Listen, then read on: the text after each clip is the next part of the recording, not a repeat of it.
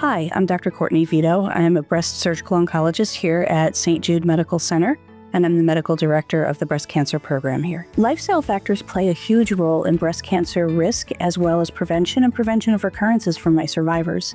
We know women who have a body mass index over 25 have higher risk of having breast cancer or having a recurrence if they've already had it. We also know women who exercise, whether their body weight is normal, over, or underweight, as long as they're exercising and getting about 2.5 hours of moderate to more intense cardiovascular exercise cumulatively across a week, have lower risk of breast cancer. We also interestingly know women who drink heavily have higher rates of breast cancer.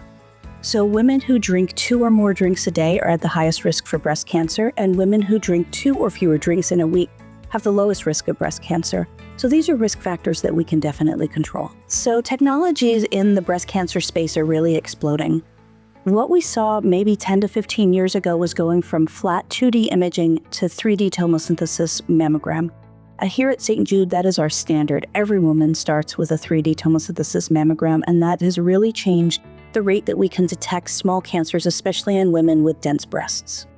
Beyond that, we're seeing all sorts of technology in the operating room. When we took a piece of breast tissue away to remove a cancer, we would get a plain X-ray. We now have that same 3D technology here.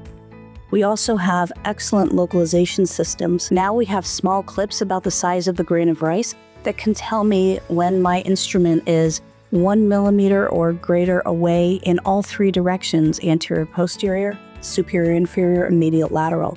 Having this technology has been revolutionary here at St. Jude. It has allowed us to limit the amount of healthy breast tissue we take away, while still providing excellent cures and improved cancer outcomes, as well as improved cosmetic outcomes. One of the things that I really like about current guidelines is we say by the age of 25, every woman should have a risk assessment, a discussion with her physician that encompasses her own personal risk factors as well as her family history, so that that decision can be made.